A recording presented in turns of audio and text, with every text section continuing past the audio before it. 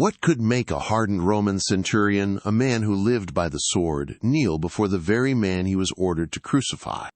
On a dark Friday in Jerusalem, clouds gathered above Golgotha, awaiting a moment that would split history in two. Longinus was that centurion. His life was discipline, order, and blind obedience to Rome, an instrument of the empire, admired for his ruthlessness and unwavering duty. He had witnessed death without flinching, executed orders without hesitation. But on this morning, something unprecedented was about to shatter his world, challenging everything he knew. This was no ordinary execution. This was history at a crossroads, a clash between divine sacrifice and the unyielding might of imperial power. As the shadows lengthened over Jerusalem, one man's soul hung in the balance, unknowingly poised to become the first Gentile to acknowledge the impossible. This is the untold story of Longinus, the executioner, whose life was irrevocably transformed by the very man he helped nail to the cross. A journey from cold duty to unwavering faith, from Roman might to spiritual pilgrimage, concluding in a tragic end that echoes through the annals of history. What hidden truths did Longinus uncover at the foot of the cross, truths so profound they compelled him to abandon everything he knew? What unspeakable visions haunted his nights, drawing him away from power and into a dangerous, unseen world of belief? These were secrets that demanded a price. His choice wasn't just personal. It meant forsaking his high rank within the mightiest empire on earth. He became Rome's foe, embracing a path that promised persecution and a dark fate. This is a story of ultimate defiance and the enduring power of conviction. Before that dark Friday, Longinus had been a Roman centurion. Centurions were legion commanders, each responsible for more than 100 soldiers. They were officers greatly admired for their discipline, courage, and effectiveness on the battlefield. His entire life had revolved around toughness, violence, and duty. His gaze, sharp and unwavering, commanded respect and fear in equal measure. To become a centurion, strength alone wasn't enough. One had to be intelligent, strategic, and above all, ruthless. Longinus was precisely that. He possessed a mind as sharp as his gladius, capable of cold calculation. He had honed his instincts in countless skirmishes, facing death and delivering it without a flicker of emotion. He was, in every fiber of his being, an instrument of the empire, a blade wielded without hesitation. His life was discipline, order, and blind obedience to Rome. He had witnessed death without flinching, a common sight on the battlefields and in the aftermath of rebellion. He had executed orders without hesitation, his conscience a hardened shield against any doubt. He had become an extension of Rome's will, an unthinking force. But this unyielding resolve, this blind obedience, would soon be tested in ways he could not yet fathom. Until that day, the city had not yet fully awakened, but already hurried footsteps echoed and hushed voices whispered a name that spread through the shadows: Jesus of Nazareth. The night before, he had been arrested in the Garden of Gethsemane, betrayed by a kiss from one of his own disciples, Judas Iscariot, who sold him out for 30 pieces of silver. The air crackled with a strange, foreboding energy, a prelude to an unprecedented morning. What would such a betrayal, such a quiet arrest, unleash upon Jerusalem? He was taken before the Sanhedrin, the council of chief priests, who accused him of blasphemy for declaring himself the Son of God. There they beat him, spat on him, and condemned him. Yet they lacked the power to execute him. For that, they needed Rome's approval. And so, as dawn painted the eastern sky, they brought him before Pontius Pilate, the Roman governor of Judea. Longinus, the iron centurion, would soon meet this Nazarene, not merely as a prisoner, but as a pivotal figure in his own dark, unforeseen destiny. At dawn, the city still cloaked in the cool hush of early morning, Longinus stood guard at the entrance of the praetorium. His posture was rigid, his gaze sharp, missing nothing as the day's grim business began. A prisoner was brought before Pontius Pilate, the Roman governor of Judea. Longinus had seen countless accused men dragged through these doors, but this one was different. He moved with an unsettling calm. Pilate, sitting at the judgment seat, looked curiously at the man. "Are you the king of the Jews?" he asked, a hint of disdain in his voice. The prisoner, Jesus of Nazareth, met his gaze, his reply soft yet resonant. "You have said so." Longinus watched, a flicker of something unreadable in his eyes. The chief priests and elders, a cacophony of enraged voices, kept bringing accusations against Jesus.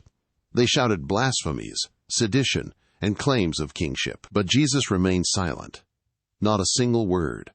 Pilate, clearly perplexed, leaned toward him, his own frustration mounting. "Don't you hear everything they're accusing you of? Aren't you going to defend yourself?" Jesus said nothing, not a single word. He neither justified nor defended himself. Longinus, who had witnessed hardened criminals beg, lie, and weep to save their lives, felt a subtle unease stir within him. This man's overwhelming calmness, his utter silence in the face of such fury, was unlike anything he had ever seen. What was different about him? Just then, a messenger hurriedly approached the tribunal, his face etched with urgency. He carried an urgent message from Pilate's wife. "Have nothing to do with this innocent man," the message read, "for I have suffered greatly today in a dream because of him." Pilate shifted restlessly in his seat, the words visibly unsettling him. Longinus, ever observant, noted the governor's sudden agitation. Pilate, a man of power and authority, now seemed to sense something far greater than himself was unfolding, a tide he was powerless to stop. A supernatural warning. What dark vision had shaken the governor's wife so deeply? During Passover, it was customary to release one prisoner. Pilate, desperate for a way out, saw this as his chance. He turned to the surging crowd gathered in the courtyard and gave them a choice: Jesus or Barabbas, a notorious criminal, a known murderer. But the priests and religious leaders, ever manipulative, stirred up the crowd. Their anger, a palpable force, began to swell. "Release Barabbas!" they shouted, their voices growing in volume, a single, furious wave. Longinus watched the mob's calculated frenzy, a familiar display of human irrationality. Yet, the target of their manipulated rage, the silent man, continued to hold his steady gaze. Pilate raised his hands, a futile gesture against the rising tide of fury. "Then what shall I do with Jesus?" he pleaded, his voice struggling against the din. The crowd roared with an even greater, more terrifying fury. "Crucify him!" uneasy Pilate asked once more. "Why? What evil has he done?" But their response was fiercer than before, a chilling, unified chant that echoed through the praetorium. "Crucify him! Crucify him!" Longinus felt the raw human emotion emanating from the mob, a destructive force that was clearly overwhelming even the Roman governor. An unstoppable injustice was unfolding. Pilate saw clearly that he stood powerless before the rising tide of fury. He took a basin filled with water, and, before the entire crowd, washed his hands. His voice, strained but audible, declared, "I am innocent of this righteous man's blood. His fate rests with you." It was an act of moral cowardice, a superior officer shirking his duty, and Longinus noted it with a deep, silent disapproval. Then, Pilate freed Barabbas. He handed Jesus over to be crucified. The Son of God's fate was sealed. The soldiers took Jesus into the praetorium. Longinus stood firmly at the entrance as always, but his mind was no longer entirely on Roman duty. The Roman soldiers, instruments of imperial will, took Jesus into the praetorium.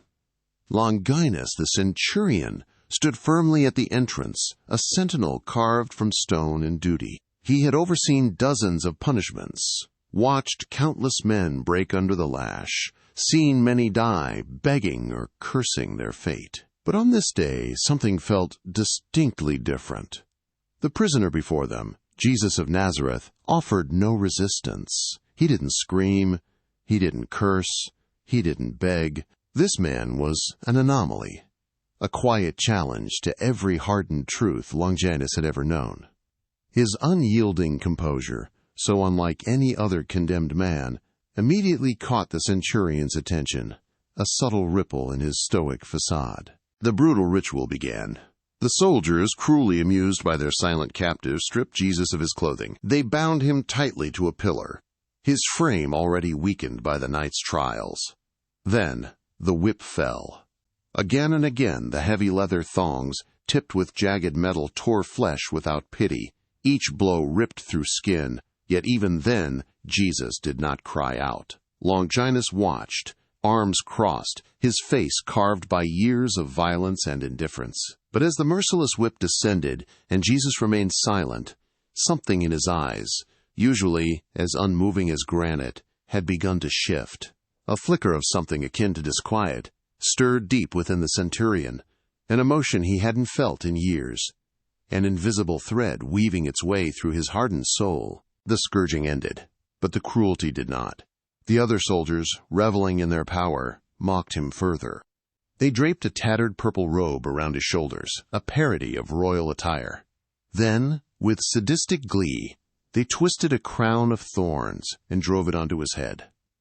Blood streamed down Jesus' face, mingling with the sweat and dust, yet his eyes remained open, steady, calm.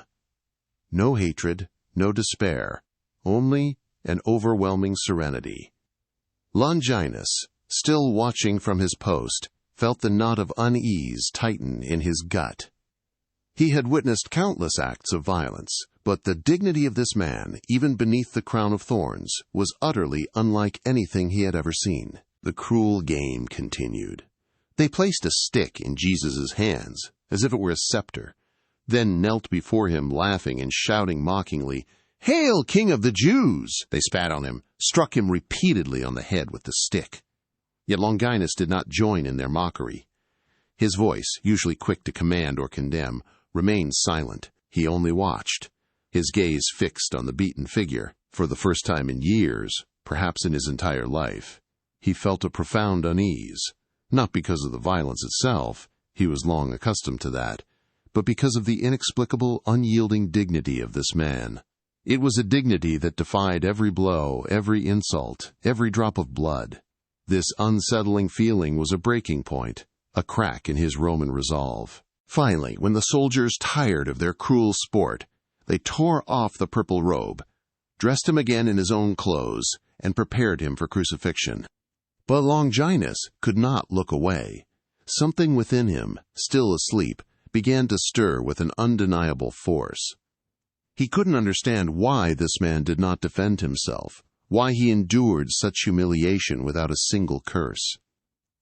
He couldn't grasp why, in the midst of unspeakable suffering, there was no hatred in Jesus' face, only a profound, almost tangible compassion. While others laughed, Longinus began to question, the words echoing in the silent chambers of his mind.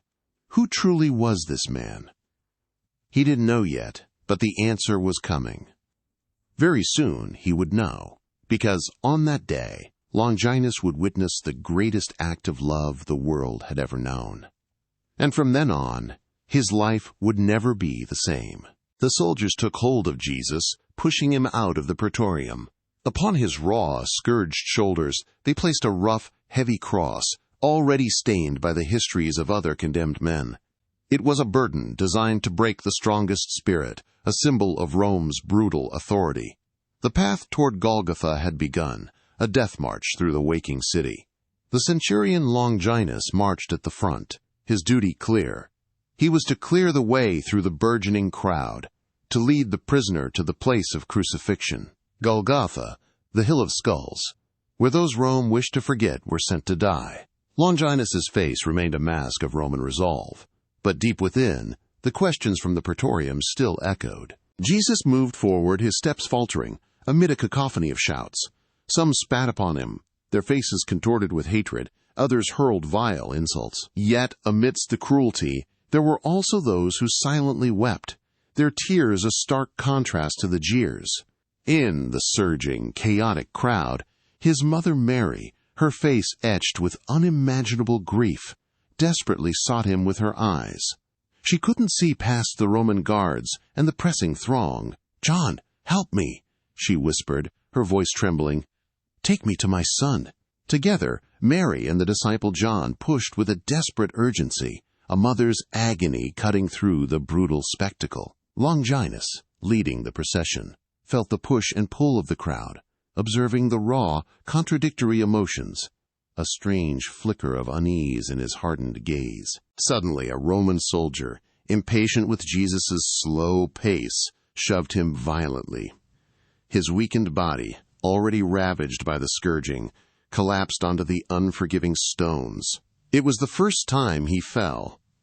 The heavy cross, a crude instrument of torture, crashed down on top of him, pinning him to the ground. Soldiers immediately struck him again, their voices fierce. "Get up! Move, Nazarene!" With a painful, gasping effort, Jesus, slowly, agonizingly, began to rise once more. Longinus watched, his centurion's eye calculating the prisoner's failing strength, yet something in Jesus' quiet endurance, even under the boot heel of Roman brutality, continued to gnaw at him. Mary and John, having finally forced their way through the human tide, reached him just as Jesus fell a second time, his body trembling with exhaustion. Mary could no longer hold back her mother's anguish. She rushed to his side, ignoring the soldiers, kneeling beside him, her hands trembling as she reached for his bloodied face. Her eyes, filled with bottomless sorrow, met his. In a broken whisper she breathed, "I am here." Jesus lifted his bloodied face, his eyes full of pain, yet also an inexplicable serenity, and softly replied, "You see, Mother, I make all things new." It was not a phrase of comfort, Longinus noted, but a living prophecy, a declaration of what was about to unfold, utterly confounding to his Roman ears. What could this broken man possibly make new? The heavy cross pressed into his wounded back, his body already beginning to give way, and Jesus fell once again. This time he could not rise. The soldiers whipped him, their lashes cracking through the air, their commands to force him up growing fiercer, but his knees no longer responded. He was physically spent. Longinus watched closely, his gaze intense. He had seen it before, countless times. Men defeated, men broken, their wills shattered.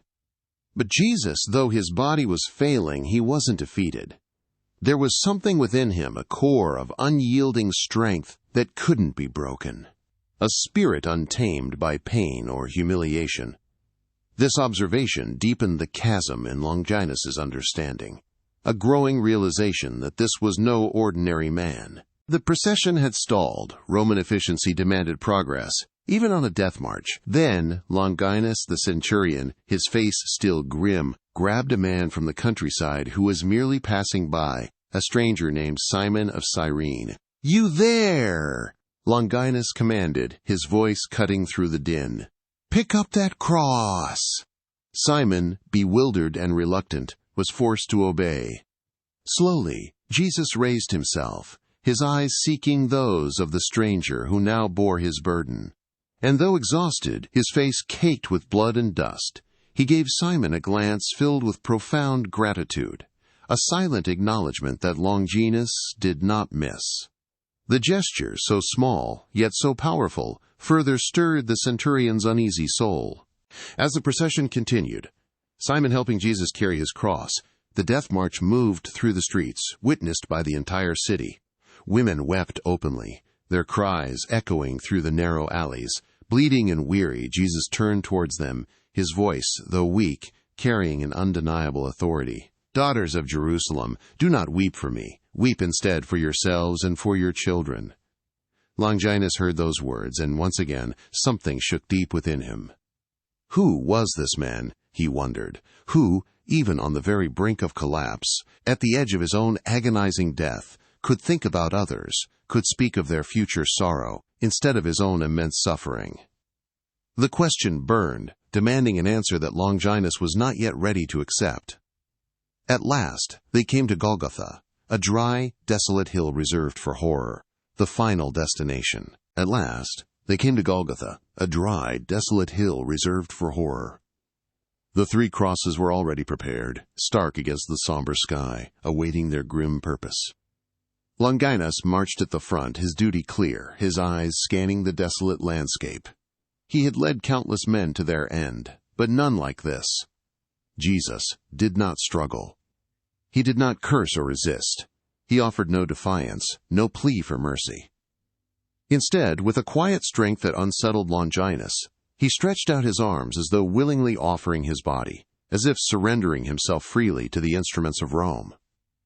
It was an act of profound, unsettling resignation, a voluntary sacrifice that resonated with an unspoken power. This was not the struggle of a condemned man, but the deliberate choice of one who knew his fate and embraced it. Longinus watched, a flicker of something he couldn't name stirring within him. Then came the moment. The soldiers, hardened and efficient, seized Jesus. One held down his arm, pressing it against the rough wood. Another raised the hammer, its head glinting dully in the dim light.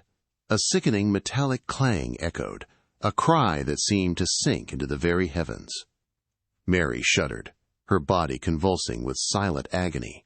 John, unable to bear witness, looked away, burying his face. The crowd, a mix of the curious, the cruel, and the heartbroken, murmured at every blow of the hammer. Some wept openly, their sorrow raw and unrestrained. Others continued their mocking, their laughter thin and brittle against the heavy air. But Longinus stood there, motionless. His gaze remained fixed on Jesus, his posture rigid, yet beneath the disciplined exterior, a tremor began, an almost imperceptible vibration in the centurion's iron heart. When the three men were crucified, Jesus in the center, a criminal on each side, the soldiers struggled with their grim task. With grunts and strained muscles, they began to raise the crosses upright. Each wooden post, heavy with its condemned, was slowly lifted, then forced into its pre-dug hole. With a heavy thud, the cross-bearing Jesus sank into the earth, and his body shook violently from the impact, a jarring, sickening shudder. The criminals crucified alongside Jesus screamed, their cries raw and animalistic, a testament to their agony. But Jesus, though his body convulsed, made no sound. Longinus watched the brutal mechanics of Roman execution, a familiar sight, yet today each thud, each tremor, felt different, resonating deeper than before. As the minutes stretched into an eternity, the criminals crucified alongside Jesus continued their desperate struggles. One of them glared contemptuously at Jesus and shouted, "Aren't you supposed to be the Christ? Then save yourself and save us too." But the other criminal, weakly yet with sincerity in his voice, rebuked the first. "Don't you even fear God? Seeing that you're under the same sentence, we deserve our punishment. We're getting what our deeds deserve. But this man, he has done nothing wrong." Then, with a voice barely a whisper, he turned toward Jesus. "Jesus, remember me when you come into your kingdom."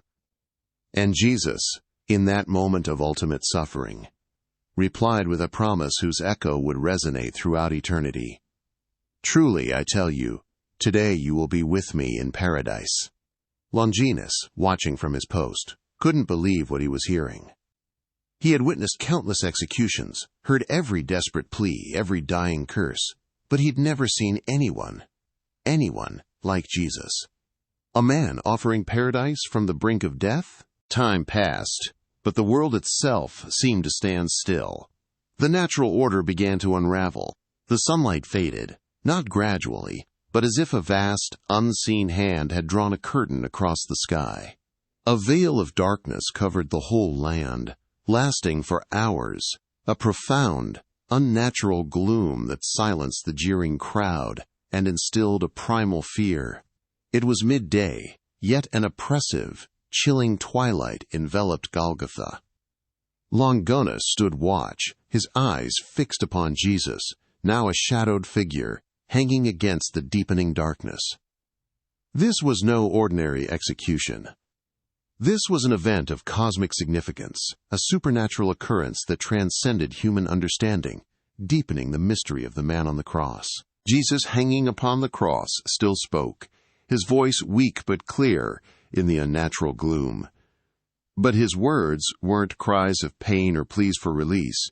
They were of forgiveness. "Father, forgive them, for they do not know what they are doing." A shiver ran through Longinus's chest, a cold, startling realization. Forgiveness? For those who had whipped him, for those who had nailed him down, for those who mocked him. Even for him, Longinus, the centurion who oversaw his death. It was an impossible, alien concept in his world of Roman justice and retribution.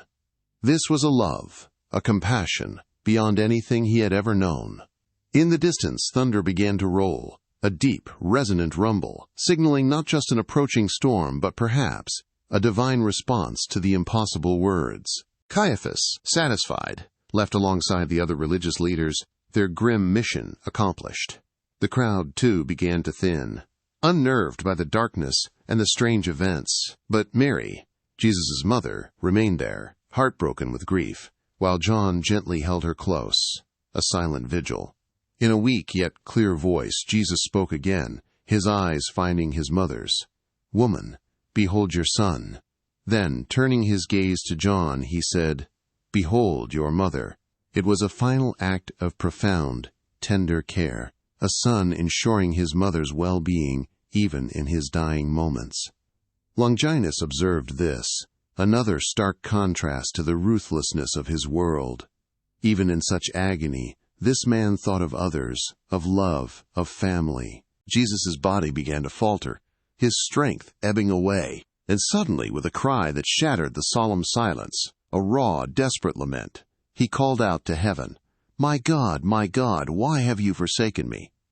The cry was not a plea for rescue, but an expression of profound, spiritual agony that echoed across the desolate hill.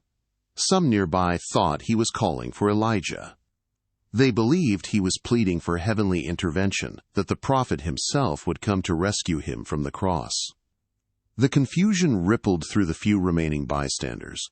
Who was this man, truly, that even in his death throes evoked such questions and such desperate hope for divine rescue? Longinus watched, the desperation in Jesus' voice striking him with a new, unsettling force. A solemn silence fell upon the scene. Jesus lifted up his gaze, knowing the end was near. One bystander, in a misguided attempt at comfort, ran, soaked a sponge with vinegar, placed it on a reed, and raised it to Jesus' lips. But Jesus did not drink. He refused comfort. His sacrifice, he knew, had to be complete, utterly unblemished by human solace. Then, gathering every last bit of strength within his ravaged body, he cried out, his voice echoing across the desolate hill, "It is finished." Heaven itself seemed to hold its breath. For the last time, Jesus raised his eyes to the sky, a final profound communion with the divine. "Father, into your hands I commit my spirit." With those words, a final weary sigh escaped him. He bowed his head and died. But the world did not remain silent. The earth itself answered. At that very moment, the ground beneath everyone's feet began to quake. A violent earthquake shook Jerusalem to its foundations. Rocks split apart with thunderous cracks. Tombs fell open, their ancient secrets revealed. And in the very heart of the city, within the temple, the massive veil that separated the holy place from the Holy of Holies tore in two from top to bottom, a symbol rent asunder. The crowd, moments ago a cacophony of shouts and murmurs, fell utterly silent. Faces that once mocked were now filled with terror, twisted by a sudden, chilling comprehension. Many began beating their chests, the rhythmic thud of their fists against bone, a terrible testament to a dawning, horrifying realization of what they had done. Then, amidst the chaos and the trembling earth, the centurion Longinus dropped to his knees. His helmet clattered against the fractured stone. Words escaped from his lips before he could stop them, raw and trembling, yet ringing with an undeniable, profound truth. And with a voice that shook, he declared openly, for all to hear, truly, this man was the Son of God. The centurion who had overseen his crucifixion, the instrument of Rome's brutal justice, had become the first Gentile to publicly acknowledge the crucified Christ. And then, silence fell like a shroud over Golgotha once more. Jesus' body hung lifeless, a stark silhouette against the darkening sky. The Roman soldiers, disturbed by the growing unrest and the unnerving supernatural events, began to withdraw, their discipline momentarily shaken. The crowd, confused and fearful, scattered, each person carrying the weight of what they had witnessed. It was preparation day for the Passover, and Jewish custom demanded that no bodies remain on the crosses during the Sabbath. So representatives went to Pilate, requesting that the legs of the condemned be broken to hasten their deaths. The order was passed down to the Centurion Longinus, still kneeling, still reeling. He rose, the command now his to give. And he gave it. Without hesitation, the soldiers grabbed a heavy iron bar, approaching the thieves crucified alongside Jesus. With brutal efficiency, they shattered their legs, ensuring a swift end. Longinus watched, his mind a maelstrom of conflicting emotions. He knew that Jesus was already dead. The tremors, the darkness, the silence had confirmed it. Yet it was his duty, Roman law, to verify it with certainty. So Longinus took up his spear, a weapon that had dealt death countless times. He moved toward the central cross, his steps heavy, his gaze fixed.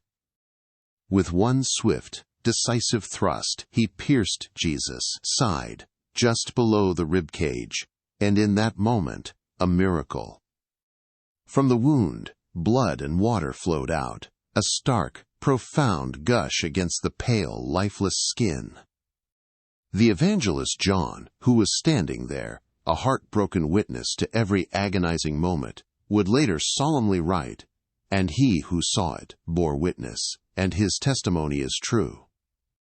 Unbeknownst to Longinus, he had just witnessed the fulfillment of an ancient prophecy. They will look upon him whom they have pierced. A symbol, divine and immediate. Blood to redeem, water to purify. Longinus stood, spear in hand, gazing at the wound he had just inflicted. Blood and water, an impossible, pure stream, flowed from the side of the crucified man. As he watched, mesmerized, a few drops, a sacred mixture, splattered upon his face. Tradition tells that Longinus's eyes had long suffered from an ailment, a persistent clouding that dimmed his vision, blurring the edges of a brutal world. But in that instant, as the crimson-tinged water touched his weary eyes, a sudden, blinding clarity flooded his sight. The world snapped into sharp focus, vibrant and raw. He blinked, shaking his head, trying to process the impossible. Not just the wound, not just the flow, but the undeniable, miraculous restoration of his own vision. His gaze, now piercingly clear, fell upon the wound again, then shifted to his spear, still stained with that pure, inexplicable blood. A profound, shattering realization crashed over him, a truth that ripped through the iron fortress of his Roman conditioning. He hadn't executed a common rebel, a mere criminal or a blasphemer. No, the man whose side he had just pierced with his spear, the man whose blood had just healed his very eyes, was no less than the Son of God. The words he had uttered moments before, "Truly, this man was the Son of God," now resonated not as a spontaneous outburst, but as an undeniable, terrifying, and glorious truth. His legs buckled, and he fell to his knees once again at the foot of the cross, beneath skies that still wept. But this time it was not the knee of an executioner obeying an order, nor a centurion reacting to an earthquake. This time Longinus knelt as a believer, his heart laid bare, utterly transformed. The world returned to its mundane routines, but Longinus could not. Shaken to his very core, profoundly disturbed by what he had witnessed and understood, he found it impossible to return to the Roman camp as if nothing had happened. For days, sleep eluded him, his nights haunted by the silent, still image of Christ on the cross, a sacred fire that refused to die out in his mind.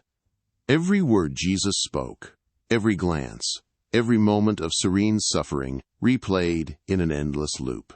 He could no longer follow orders blindly, the ruthless efficiency of Rome now tainted by a chilling question. Was he serving truth or a blind, brutal empire? His heart, once forged from iron and bloodshed, had not merely cracked, it had shattered, leaving him vulnerable, exposed, and irrevocably changed. Days after the crucifixion, a palpable unease lingered over Jerusalem. Yet amidst the tension, whispers began to ripple through the marketplaces, hushed voices, speaking of an empty tomb. Rumors swirled like desert winds, visions of angels, encounters with the very man Longinus had watched die on the cross. Some spoke of Jesus seen alive, walking among his followers. Longinus listened to every hushed conversation, every fervent testimony. He said nothing, his face a stoic mask, but deep within, every word resonated, igniting something new in his heart. It wasn't skepticism he felt, nor confusion, but a quiet, powerful certainty that confirmed what his own eyes had witnessed at Golgotha. Death had not been the end. For days, sleep eluded Longinus. The image of Christ hanging from the cross, silent and still, haunted him like a sacred fire that refused to die out. He remembered every word Jesus spoke, every glance, every silence that had pierced his hardened soul. The memory of the blood and water that had touched his eyes, the instant clarity of vision. It was not a dream, but a vivid, undeniable truth. While the world returned to its routines, Longinus could not return to his. His heart, forged from iron and bloodshed, began to crack. He could no longer follow orders without wondering if he were serving truth or a blind empire built on transient power. The ruthless centurion he had been for years was slowly, irrevocably, shattering. Then, when he heard the rumors that some had seen Jesus alive, he wasn't surprised. He felt neither skepticism nor confusion, only that quiet, powerful certainty blooming into full conviction. Yes, it was true. Jesus had overcome death. For the first time, Longinus began to truly understand faith, not as a Roman ritual, but as a living, transformative power. For the first time, he grasped the real burden of the cross, a voluntary sacrifice, not a mere execution. He understood the miracle of forgiveness, freely given even to his tormentors, and the mighty power of redemption, offered to all, even a centurion with blood on his hands. At last, he understood the true nature of the king he had crucified. His decision was swift and absolute. He resigned his position, abandoning the high rank he had so painstakingly earned within the most powerful empire on earth. In the quiet solitude of his quarters, he shed his armor, piece by heavy piece, the metal clattering to the ground like the shackles of his old life falling away. He returned his sword, the instrument of violence that had defined his existence. Without looking back, without a moment of hesitation, he left the Roman army. His path now lay in a direction he could never have foreseen, the journey of faith into an unknown future, guided only by the truth he had witnessed. Longinus sought out the followers of Jesus, the very people he had once been ordered to suppress. He joined the disciples, no longer a commander but a humble student, eager to learn from those who had known Jesus intimately. His former rank and authority meant nothing here, only his transformed heart. His name, Longinus, the Roman centurion, began to spread among the first believers, a testament to the undeniable power of the man they followed. He was a living witness, a paradox of faith that strengthened their nascent community. For years, Longinus journeyed throughout the distant regions of Cappadocia and Caesarea in modern-day Turkey, proclaiming the name of the one he had once helped crucify. His testimony was unlike any other. "I watched him die," he would say, his voice resonating with the authority of an eyewitness. "Yet in his death I found life." He didn't speak from theory or hearsay. He had been there himself, a Roman officer at the foot of the cross. His story moved hearts, shattering skepticism, for who could deny the transformation of such a man? His words carried the weight of experience, converting many to the truth he had discovered. The hand that once wielded the sword, a symbol of Rome's brutal power and his own ruthless duty, now courageously raised the word of the gospel. He preached the good news, and many believed, not just because of the message, but because of the messenger. Longinus wasn't just any preacher. He was the centurion who had stood at the foot of the cross, the man whose life had been irrevocably transformed by the greatest act of love the world had ever known. His very presence was a powerful testament, a living sermon that defied the logic of empire. But Rome did not forgive such defiance. Rome did not forgive those who turned away from its authority, not even its most decorated centurions. The empire, a vast, unyielding machine, had eyes and ears in every corner of its dominion. Whispers of Longinus's fervent preaching, of his radical abandonment of Roman gods and Roman duty, reached the distant halls of power. And so, persecution soon followed. One dark morning, in a quiet town in Cappadocia, the centurion who had once commanded legions found himself surrounded. Longinus was arrested, his journey of faith now leading him down a path of inevitable peril. His fate, once tied to the glory of Rome, now stood directly opposed to it.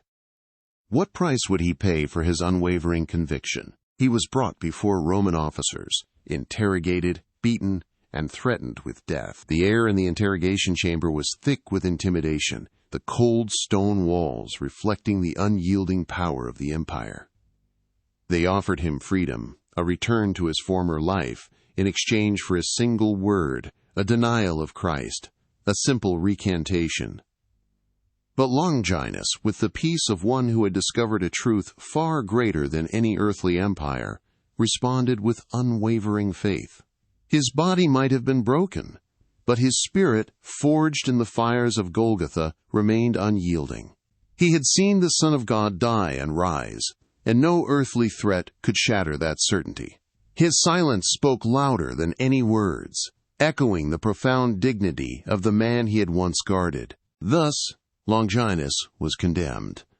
The irony was a bitter twist of fate. The same empire that had once trained him as a soldier, that had sculpted him into an instrument of its will, would now execute him as a traitor. He was led outside the city, not to a grand amphitheater, but to a lonely, wind-swept hill. There, far from the bustling crowds and the judgment seats, the man who had once stood at the foot of Christ's cross now faced his own execution. The sword that had once been his, a symbol of Rome's might, would now be turned against him. His dark fate, foreshadowed on that fateful Friday, had finally arrived, a testament to the ultimate cost of conviction. Longinus died as a martyr, not in fear, but with eyes lifted upward, mirroring the one he had watched raise his gaze on the cross. In his final moments, a profound peace settled upon him, a reflection of the truth he had found. With a quiet strength that defied the executioner's blade, he whispered words that echoed across centuries, a testament to his unbreakable connection to the Nazarene. "Father, into your hands I commit my spirit." His life, once defined by violence and blind duty, culminated in an act of ultimate surrender and faith, a sacrifice that mirrored the very one he had witnessed, forever binding his destiny to the Son of God. His body was buried in the region of Cappadocia, a humble grave for a man who had once held immense power. But his story did not end there. Soon, local Christians began venerating him as a saint. Many claimed that miracles and healings occurred at his tomb, a sacred resonance lingering from the blood and water that had touched his eyes. Longinus, the Roman centurion, became more than a historical footnote. His name, once synonymous with execution, transformed into a beacon of hope. He was remembered not as an executioner, but as a witness, as a believer, as a martyr, a man whose life proved that even the hardest heart could be softened by divine love. And so, through the passing centuries, the Church recognized him formally. St. Longinus. His name, once lost to the mists of history, was etched into the annals of faith. He stands as a perpetual reminder, a powerful symbol of redemption and transformation. He is remembered as the one who saw, the one who believed, the one who died for him, who first died for him. Longinus's journey from the shadow of the cross to the light of martyrdom is a testament to the profound power of a single encounter, a single moment that split history in two and forever changed the course of one man's soul. Yet, Longinus was not alone.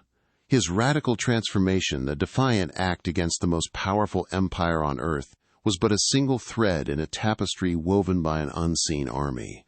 From the bustling streets of Jerusalem to the farthest corners of the known world, a collective force was rising, fueled by the same profound truth that had shattered the centurion's iron heart. These were the men who had walked beside Jesus, who had witnessed his miracles, heard his teachings, and seen his resurrection with their own eyes. They were the 12 apostles: Peter the Rock, John the Beloved, James the Son of Thunder, Andrew the first called, Philip the Seeker, Thomas the Doubter who came to believe, Bartholomew the Guileless, Matthew the transformed tax collector, Simon the Zealot, Thaddeus the Earnest, and James the brother of John. Each one carried a piece of the sacred fire that had consumed Longinus, ready to ignite the world. These 12 men, ordinary in their beginnings, carried a message so potent, so utterly revolutionary, that it was powerful enough to challenge kings, tear down ancient temples, and split history itself in two. Imagine the audacity: a handful of fishermen, a tax collector, a zealot, standing against the monolithic might of the Roman Empire, an empire built on legions, steel, and absolute dominion. They possessed no army to march on Rome, no swords to enforce their will, no political alliances to sway emperors. They were without worldly power, without wealth, without influence in the traditional sense. Their voices were their only weapons, their stories their only shield. How could such an insignificant group hope to contend with the architects of the Pax Romana? What hidden strength did they wield that could unravel the fabric of an empire? All they had was an unshakable faith in what they'd seen: the impossible, the miraculous, the divine. Their only weapon was their own testimony, lived, breathed, and ultimately, often sealed with their very lives. This wasn't a faith born of tradition or blind adherence, but of profound, personal witness. They had walked with the Son of God, shared meals with him, seen him transform water into wine, heal the sick and raise the dead, and they had seen him conquer death itself. It was this visceral, undeniable experience, solidified by the Holy Spirit, that forged their resolve into something stronger than any Roman steel. This was the strength that would enable them to face persecutions, imprisonments, and martyrdom without flinching, just as Longinus had done. The story of Longinus, the centurion whose heart was transformed at Golgotha, is just one testament to this impossible power. But his journey is intrinsically linked to the grander saga of these 12 men. If you've been moved by the dramatic transformation of a ruthless Roman executioner into a fervent believer, then you must witness the epic that unfolds next. See the video appearing on screen, the movie Apostles. This is not merely an academic recounting of ancient history or a dusty chronicle of the early church. It is a cinematic journey into the very heart of courage, conviction, and earth-shattering faith. It is the raw, unvarnished story of how 12 ordinary men, ignited by an extraordinary truth, stood up against the most powerful, intimidating empire in all of history. They dared to challenge its gods, its authority, and its very way of life. And against all odds, armed with nothing but their unwavering faith and the immense sacrifices they made along the way, they conquered not through military might, but through the transformative power of a message of love and redemption. Their journey reshaped the spiritual and political landscape of the entire world, laying the foundations for a faith that endures to this very day. This is the ultimate payoff of Longinus's own path, the realization that his conversion was part of an unstoppable divine movement. The legacy of Longinus and the apostles is a living testament to the fact that true power does not reside in legions or empires, but in an unyielding spirit and a conviction so profound it can move mountains. Their tales continue to resonate, inspiring millions across centuries, reminding us that even in the darkest hours, a single act of faith, a single transformed heart, can echo through eternity and change the course of human history. These stories are not just relics of the past. They are blueprints for enduring courage and the enduring strength of belief. We invite you to continue this incredible journey with us. If Longinus' story and the promise of the apostles, epic, has stirred something within you, please consider subscribing to our channel. Like this video if you were moved by the Centurion's dark fate and his radiant transformation. And share your thoughts in the comments below. What aspect of Longinus's journey resonated most deeply with you? What do you believe was the true weapon of the apostles? Your engagement fuels our mission to bring these powerful stories to life. Thank you for watching, for listening, and for joining us on this profound exploration of faith, sacrifice, and the human spirit. Until next time, may these stories continue to inspire your own journey. Don't forget to click on the Apostles video now playing on your screen to delve deeper into the unseen army that conquered the world.